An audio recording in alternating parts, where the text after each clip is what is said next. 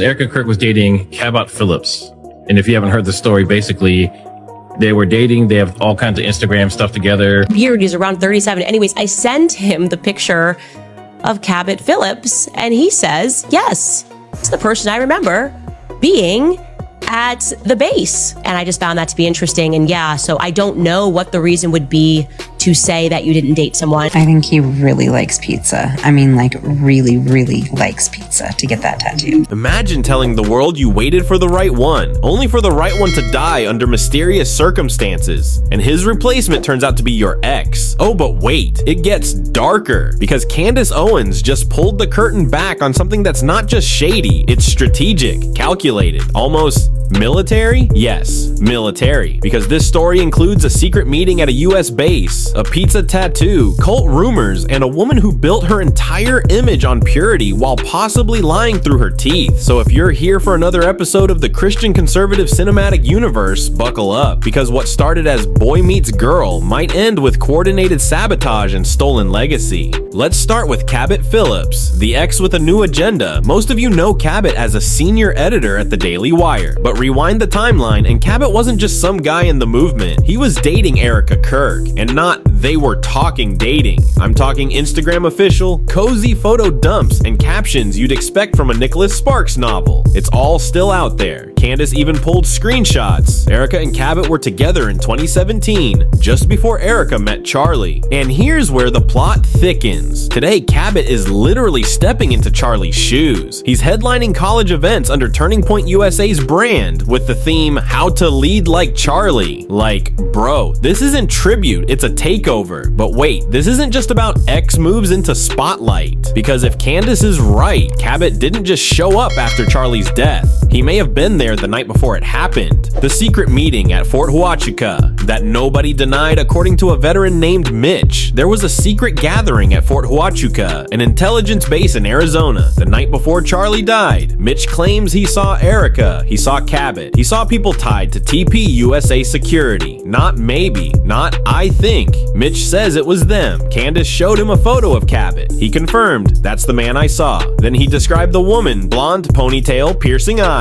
99% sure it was Erika. Now let's pause. If you weren't at a base meeting the night before your husband died, you know what you say? I wasn't there. Simple. Done. But Erika didn't say that. Neither did Cabot. They've both stayed silent. No statement. No timestamp. No alibi. No defense. That silence? It's not just weird anymore. It's strategic. And let's be real. If silence could clear your name, politicians would never resign. Erika's I never dated story is already in shreds. We've heard Erika's pitch. God-fearing, quiet, modest, didn't date, didn't party, didn't even flirt. She once said she never dated for 5 years before Charlie. But Cabot. That 5-year purity claim, DOA Cabot posted a picture with Erika in 2017. Public, romantic, no ambiguity. So now we know she lied. The question becomes why? Simple. Image, strategy, power. Erika wasn't trying to be relatable. She was trying to be above everyone, different from those girls. And what's more appealing to a rising conservative star like Charlie than a woman who seemed untouched by the modern dating world? Spoiler, she wasn't untouched, she was just rebranded. Erika claimed she didn't know Charlie, but evidence says otherwise of the central pillars of Erika Kirk's story, her brand, her image, her marriage, is the idea that everything just happened, that her meeting with Charlie was a God-orchestrated coincidence, that she stumbled into the world of Turning Point USA with wide eyes and no idea who anyone was. According to her, she had never even heard of Charlie Kirk before the day they were introduced by a family friend at a TPUSA office opening. It was, as she described it in interviews, just another day that turned into something life-changing. But here's the problem. The timeline doesn't lie. And once you start looking closely, Erika's entire account begins to unravel, thread by thread. Let's start with the most obvious red flag, Cabot Phillips. Erika wasn't just vaguely aware of the conservative movement. She was dating a man who was already working directly inside it. Cabot wasn't a distant Twitter acquaintance or someone loosely adjacent to the cause. He was a senior editor at the Daily Wire and connected to the inner workings of TPUSA. TPUSA. She knew where he worked. She was publicly involved with him. So how does someone date Cabot Phillips and claim they've never heard of Turning Point USA or its CEO? It gets worse. That family friend who supposedly introduced her to Charlie, he wasn't some random acquaintance. It was Tyler Bowyer, the chief operating officer of TPUSA, one of the most influential people inside the organization, someone who had known Erika and her family for years. This wasn't a case of bumping into someone at a conference or getting looped into a meeting by accident. This was an introduction orchestrated by leadership inside the very movement Erika now claims she had no knowledge of. But the most damning piece? A photo from 2015, 2 years before Erika ever claimed to know Charlie or TPUSA even existed. In it, Erika is standing at a Trump rally in Arizona, not in the back, not fading into the crowd. She's front and center, flanked by none other than Tyler Bowyer himself. And standing right beside her, her mother, Lori. Both of them pictured attending a high-level political event where TPUSA was actively involved. So let's recap. Erika attends a Trump rally in 2015. She's photographed with TPUSA leadership and her mother. She dates Cabot Phillips, who works for the conservative media establishment and has strong ties to TPUSA. She's then personally introduced to Charlie by the COO of the organization, and yet her official story remains. I didn't know who Charlie was. I didn't know anything about TPUSA. At this point, calling it a coincidence is like calling a house fire warm. It's not technically wrong, but it completely misses the scale of what's actually happening. This wasn't an accidental introduction. This wasn't divine timing. It was a carefully staged entry into a world she was already orbiting, and now retroactively pretending she had no knowledge of. The more you look, the more you realize Erika didn't stumble into Charlie's world.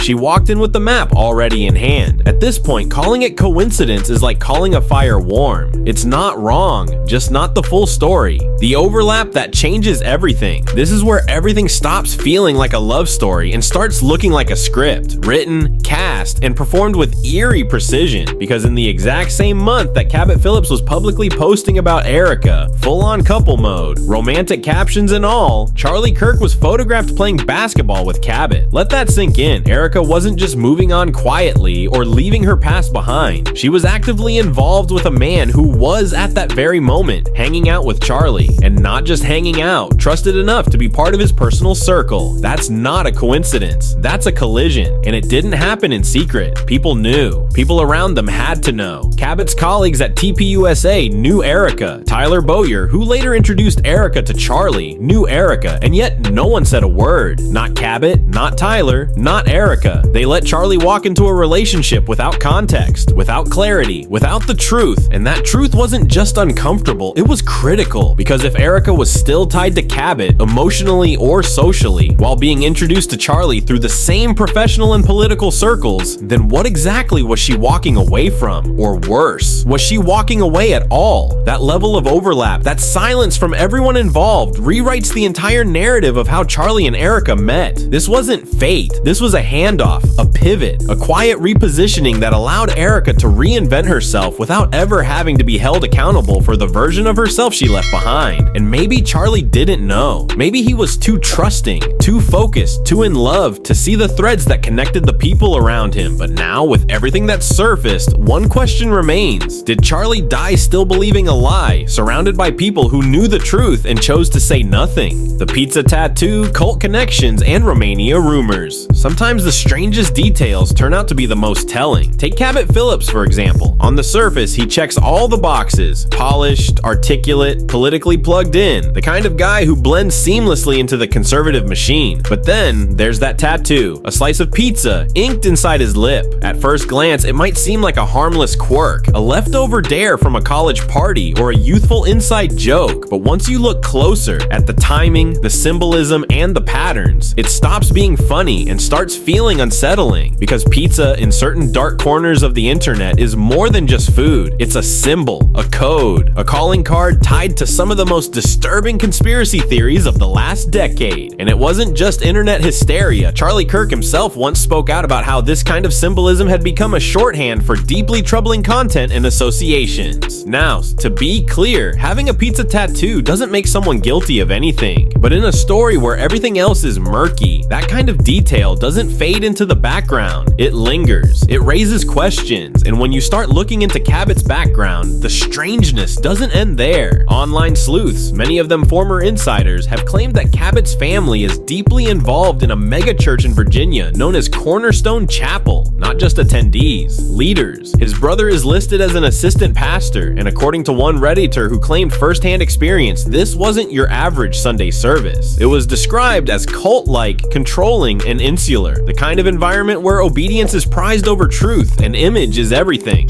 But it's not just Cabot. Erika too has connections that raise eyebrows. In public interviews, she has spoken proudly about her involvement with an evangelical mission in Romania. On paper, it sounds noble: charity work, spiritual growth, community outreach. But rumors have surfaced suggesting that this mission may not be what it seems, that behind the carefully curated photos and church language branding, it may actually function more like a front for something far more manipulative. Sources have described the organization as hyper-controlling, with rigid internal rules and whispered stories of spiritual abuse. And if even part of that is true, then Erika and Cabot weren't just a couple who once dated, they were products of parallel environments, both steeped in control, secrecy, and performative morality. Individually, these things might be strange but dismissible. A weird tattoo, a conservative church, a mission trip, but taken together, they start to build a different picture entirely. Because when every thread you pull leads to another shadowy connection, another offbeat symbol, another powerful player, another story that doesn't quite add up, you're no longer looking at coincidence. You're looking at coordination, a network of influence disguised as faith, a strategy dressed in scripture. And when you realize that both Erika and Cabot are now positioned in the aftermath of Charlie's death, one standing silently in the spotlight, the other literally taking Charlie's place on stage, it stops being weird. When every connection feels off, it stops looking like coincidence and starts looking like a plan. Why Candace's bombshell matters now more than ever. Candace Owens didn't whisper this. She screamed it. She went public, on record, with names. She didn't just say Erika's shady. She said this was orchestrated, that Charlie's death wasn't just tragic, it may have been preceded by planning, meetings, positioning, and silence when it mattered most. She gave them a chance to respond. They refused, and that's the part people can't ignore anymore, because silence isn't protection, it's exposure. And now, Cabot Phillips is being positioned as the new Charlie, touring campuses, speaking for TPUSA, while Erika stays quiet and close to the legacy Charlie left behind. So if everything Candace Owens exposed is true, Erika didn't just lie to Charlie, she used him. And Cabot, he didn't just move on, he moved in. This wasn't a marriage, it was marketing, a brand built on purity that was purely manufactured. And now that Charlie's gone, the very people who once stood in his shadow are standing in his spotlight. So the question becomes, did Erika and Cabot trap Charlie into marriage, or were they setting him up for something even bigger? This is more than drama, it's legacy. It's about how power is passed in silence, and how lies become leadership. Smash that like button if you're tired of curated Christian PR and ready for raw truth. Subscribe if you want real breakdowns, real questions, and no fluff. And drop a comment below. Do you think Erika and Cabot planned this together? Or was Charlie just caught in their orbit? Because the silence, it's saying more than their public statements ever will.